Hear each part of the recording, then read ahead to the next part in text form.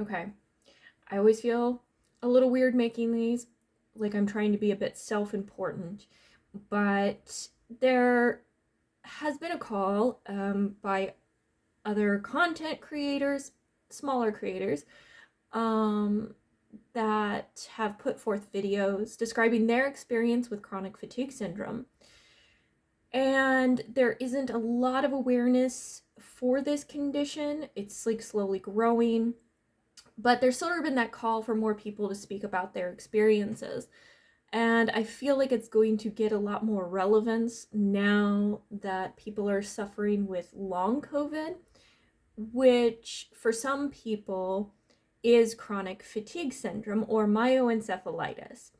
So a lot of doctors are now thinking that is what long haul COVID is, because chronic fatigue syndrome results from a damaging of your cells and the cells that produce energy. So when you wake up in the morning, your energy reserves are a lot lower than everybody else's. You're starting at about half full, or even lower depending on how severely your cells have been damaged. There are other theories as to what causes it, but in history, there are outbreaks of a particular virus, and then afterwards, a lot of people that couldn't recover as easily as everybody else. So what this condition does is, depending on the severity, how far it's kind of drug you down will depend on how long it takes you to recover. And that can take years, decades, depending on the severity. And just because you recover from it doesn't mean that it won't affect you again later in life, meaning you can get another virus and have the same thing happen to you. I don't know if some of us are more susceptible, but this is what's happened to me. So chronic fatigue or myoencephalitis, despite what the name suggests, is not an inflammation of the brain or the spinal cord or anything like that. It's more aptly described as an exertion intolerance condition. So what that means is that my cells aren't, like, I don't have the same energy reserves as everybody else. And when I wake up in the morning, I can be half empty, I can be at a quarter. It makes my body very, very heavy. Getting out of bed can take a lot of work for me, and getting up in the morning, the whole process can take anywhere from an hour to 2 hours. And that's not to get out and go somewhere, that's just to be able to operate inside my own home. So some days that can also mean that I'm stuck in bed completely. So a recent example of that would be I was traveling, and just the flights themselves and having to spend the night in the airport. I was able to sleep in the airport, but not well. Came home, did okay, got some rest, and then I had about 2 whole days where that's about all I did was sleep. It can mean that I don't get to shower for a couple of days. A shower takes a lot of energy. And if you've got something else in the day, you have to allocate your energy. So if you've started off your day and you know you've got plans, whether it just be a casual encounter for like coffee, or you are, needing to do some light housework, then, your own personal needs can definitely go by the wayside. There's days where I don't eat because I don't have the energy to cook for myself. And there's days I don't eat because I don't have the energy to feed myself. Or if I do and I can sit up at the desk, and lean, I don't have as far to go. I try not to eat in bed as much anymore. I used to do that and I'd have to lay over on my side, and it irritated my system a lot, and I would go through vomiting spells, and I would be sick in bed for about 3 to 5 days, depending on the severity, and I would lose about 8 pounds each time that happened. That has dictated whether, for me, a lot of times it's better just not to eat, and skip a meal or two, Personally, it's just better on my system, especially if you spend a lot of time in bed. Your colon is not going to work as well. So for me, it makes sense. Uh, you know. So I was diagnosed when I was around 17. I had a very, very good practitioner, very old school, and he recognized a ton of different conditions in me.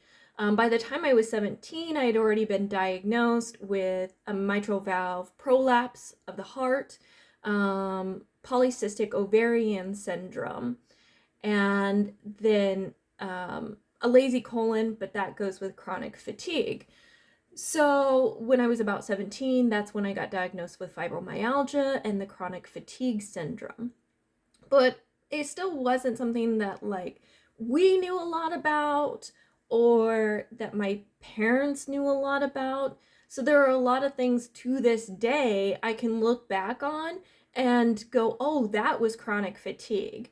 That's why all of a sudden my arms wouldn't work. Or sometimes it looked like I was having a seizure. I wasn't. It's an extreme, intense clenching of your muscles. So you have a little bit of control, but not much, and you are fully aware. You're not going to foam at the mouth. There's nothing neurological happening. It's purely muscle. So we're still going back over things and going, oh, yeah, chronic fatigue. Sometimes my teachers would have to help me. My arms just wouldn't work. I couldn't pick them up. And there were a few times on tests where I would have to go into a separate room and I would have to have assistance. I couldn't do sports, although I wasn't made for sports to begin with. It wasn't a huge loss to the world. But eventually, I no longer took PE classes, and instead I wrote book reports, and my PE teacher would give me those. And then like my junior or senior year, then I was allowed to substitute something else because I finally had a doctor's note that explained my condition and allowed me to take choir or something in lieu of band. So I had to do that instead. A lot of my friends didn't particularly understand because most adults didn't understand. It was also something that at the time, it was older people, all the people I knew that had fibro or chronic fatigue were 50 and older. People my age, I didn't know anybody else.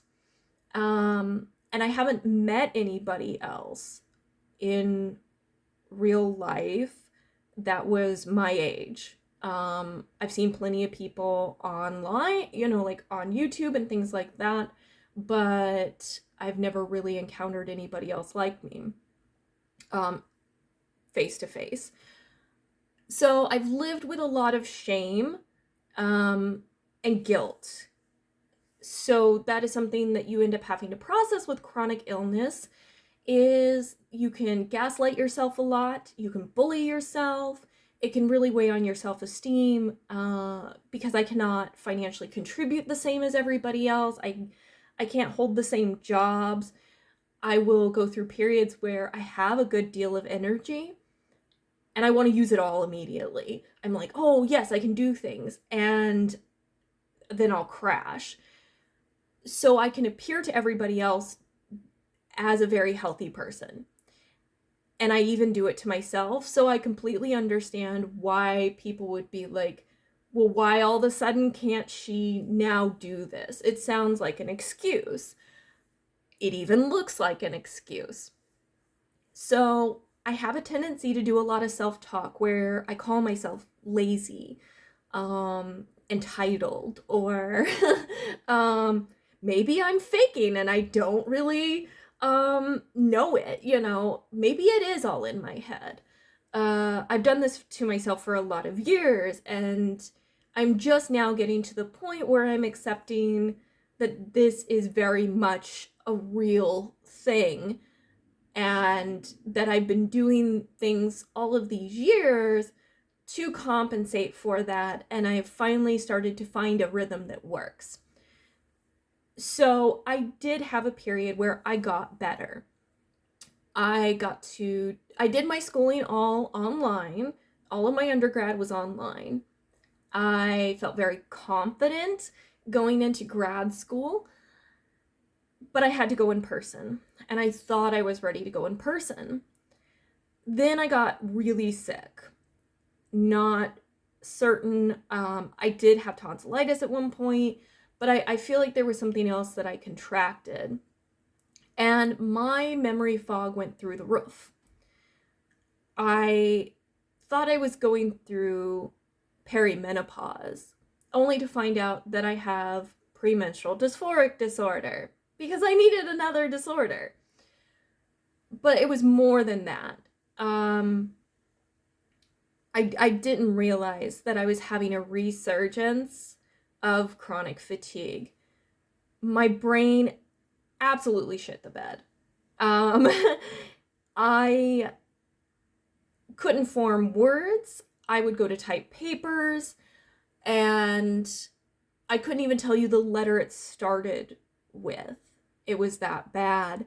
So I really lost my ability to communicate effectively. And when you are getting your master's in American history and you're writing 72-page long papers and gearing up for a thesis that will be, 3 to 5 times as long, it was an insurmountable task, and I couldn't finish, and I had to drop out. And again, I just thought, I'm lazy, or I procrastinate too much.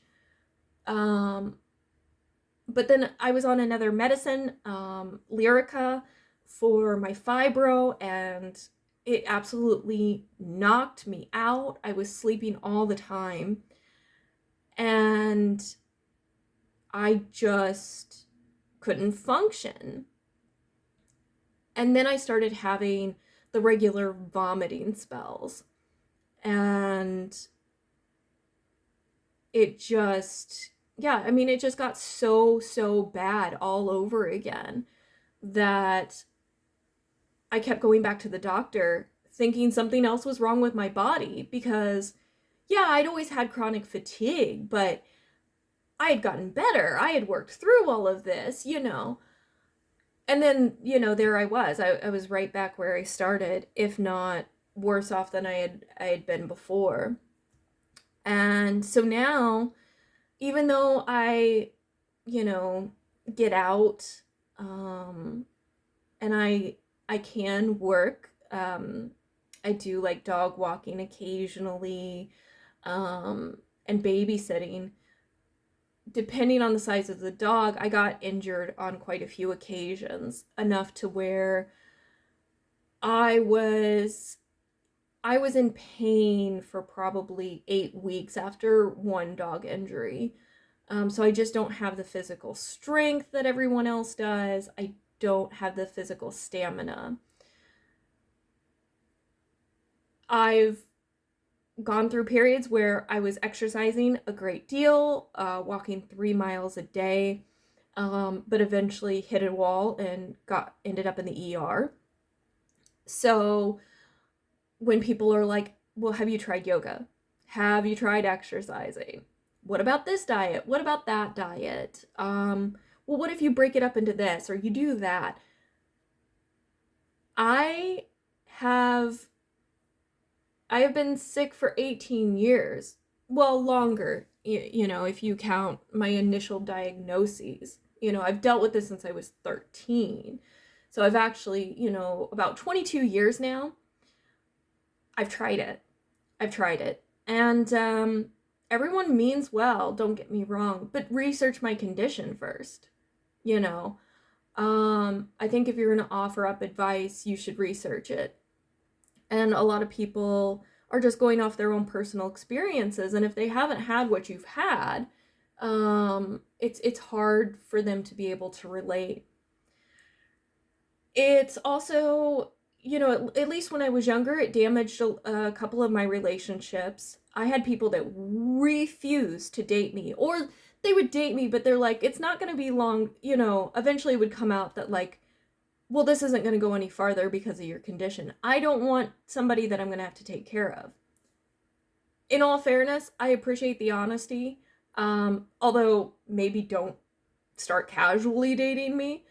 But I'd rather know instead of getting myself into a relationship with somebody that's like, this isn't what I signed up for. And some of those people, for example, one of them, he grew up with a mom with fibro and he had to take care of her a lot. So that was understandable from somebody's perspective like that, because they completely understood what it means to take care of somebody with a chronic illness. But you do run into that a lot, or friends that can no longer handle it. And I did have a few that couldn't. And you may say, like, oh, well, then were they really friends? I don't know. I know the nature of friendships changed. And then, you know, what you were able to bring to the relationship, depending on the circumstances, you can't anymore. Again, I'd rather just know up front, instead of being ghosted or having somebody string me along. So I did part ways with quite a few people here and there, specifically based on my illness. Specifically. So part of that, I don't know if it's just the general shame I have around my condition, or if it's some of those experiences to where I hide it from a lot of people. Not always intentionally. It's that this happens in the privacy of my own home. And if I can't work or go out or do something, then I'm just going to say I can't come and that I don't feel well. That can get old for a lot of people. So I found that honesty is the best policy for me to explain that. And if people can't come around, then I don't really have time for them. But I can't tell you how many times I've had to cancel things with friends, and I feel really bad about that, especially if I've done something to overexert myself. So now I'm in the habit of trying to plan ahead when I know I've got something coming up that's important. But to strike some type of balance in my life when it comes to light housework, getting to do a few things with friends and engaging with my kid and doing things with them, as well as trying to earn an income. There has to be some type of balance there for me, and it means I can only do a little bit in each area if I'm going to continue to engage all of those areas. And some days I just can't do it. Some days I can't work. A lot of days I can't. An example of how it affects my work, besides just being ill or having to do things in bed, sometimes it means that cognitively I'm having issues. So when I typically make a doll and I'm wrapping, like, say, one of these little guys, just to do the thread and wrap the body used to only take me like 15 minutes to make the basic body, not all of that extra stuff. One day it took me an hour and 15 minutes because whatever's happening up here is so foggy that my hands just can't get it right. And my body's also moving so much slower. It's like being very, very drugged. Now I could take a break, I could take a breather, but sometimes I just have stuff that has to get done. And if I waited until I always felt 100%, I'd never get anything done. So it just means a lot of different things. Sometimes it means that if I'm laying in bed, I can't breathe as well because my chest weighs more than it did the day before. Or somebody can't lay their hand on me because it's too much pressure. It takes me too much energy to lift my chest or my body while I breathe. It can mean I can't have any physical contact that day because of pain levels from fibro. It's just a whole host of things that dramatically alters your life. And I don't know if there's ever a way to just completely show that other than having somebody follow me around on a day where it's very, very bad. And on those very bad days, I do look very, very ill. I look like I have the flu. I feel like I have the flu. It just absolutely upends your world.